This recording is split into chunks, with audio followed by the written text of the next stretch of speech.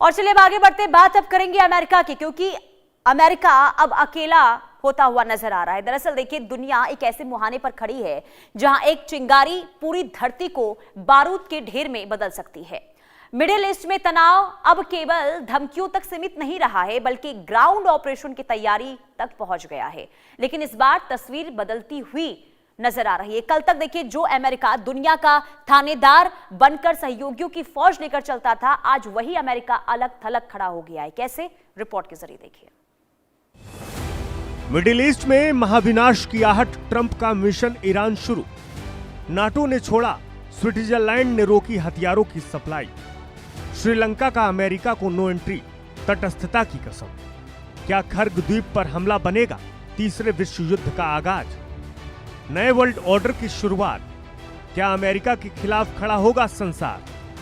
America अब Iran के अंदर घुसकर मारने की तैयारी कर चुका है। करीब 8000 सैनिकों की तैनाती को इतनी तेजी से अंजाम दिया गया कि जवानों की छुट्टियां तक रद्द कर दी गई। यूएसएस बॉक्सर और 11वीं marine expeditionary unit west coast से निकल चुकी है। रणनीति साफ है, हरमुज की खाड़ी को अपने कब्जे में लेना और ईरान के खर्ग द्वीप पर कब्जा जमाना, ताकि उसकी आर्थिक रीढ़ तोड़ी जा सके। लेकिन सवाल यह है कि क्या अमेरिका यह जंग अकेले जीत पाएगा?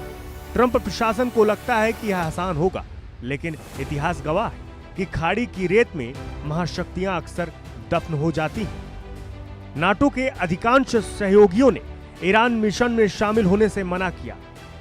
ट्रंप की नाराजगी, हमें किसी के बाहरी समर्थन की जरूरत नहीं। लिंडसे ग्राहम का खुलासा, यूरोपीय देशों के रवैये पर ट्रंप बेहद गुस्से में। ब्रिटेन ने भी जंगी जहाज भेजने की गुहार को अनसुना किया। जंग की बिसात पर ट्रंप को सबसे बड़ा झटका अपनों से ही लगा। नाटो के सहयोगियों ने साफ कर दिया कि वे ईरान के खिलाफ इस खूनी खेल में अमेरिका का साथ नहीं देंगे। ट्रंप ने गुस्से में आकर कह दिया कि उन्हें किसी की मदद की जरूरत नहीं। उन्होंने तो यहां तक कह दिया कि नाटो एक तरफा है, जहां अमेरिका सबकी रक्षा करता है, पर जरूरत पड़ने पर कोई खड़ा नहीं होता। जापान, ऑस्ट्रेलिया और दक्षिण कोरिया जैसे एशियाई साझेदारों ने भी दूरी बना ली। ब्रिटेन, जिससे ट्रंप को सबसे ज्यादा उम्मीद थी, उसने भी जंगी जहाज भेजने से हाथ खींच लिए। ट्रंप की मनमानी ने उसे अंतर्राष्ट्रीय मंच पर आज बिल्कुल अकेला छोड़ दिया है। श्रीलंका के राष्ट्रपति दिसानायके ने अमेरिकी विमानों को लैंडिंग से रोका। हम झुकेंगे नहीं, तटस्थ रहेंगे, श्रीलंका का बड़ा फैसला। स्विट्जरलैंड ने अमेरिका को हथियार निर्यात करने पर रोक लगाई। संघर्ष में शामिल देशों को युद्ध सामग्री नहीं देगी स्विस सरकार। ट्रंप की सनक का असर अब छोटे देशों पर भी दिख रहा है। हिंद महासागर में अपनी मौजूदगी मजबूत करने की कोशिश कर रहे अमेरिका को श्रीलंका ने तगड़ा झटका दिया।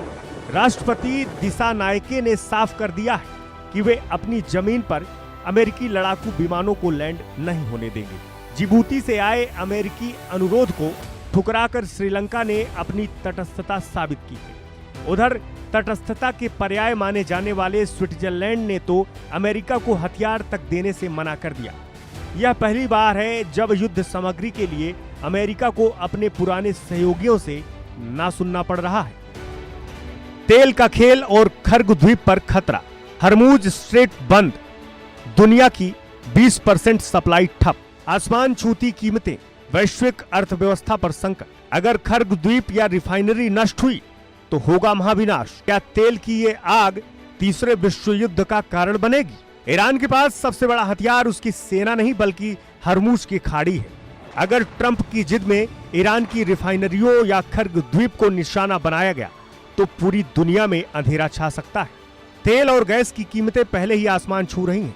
जर्मनी और नीदरलैंड जैसे देश इसलिए ट्रंप के मिशन से पीछे हट गए क्योंकि वे जानते हैं कि बिना युद्ध विराम के अगर रास्ता बंद हुआ तो उनकी अर्थव्यवस्थाएं तबाह हो जाएंगी।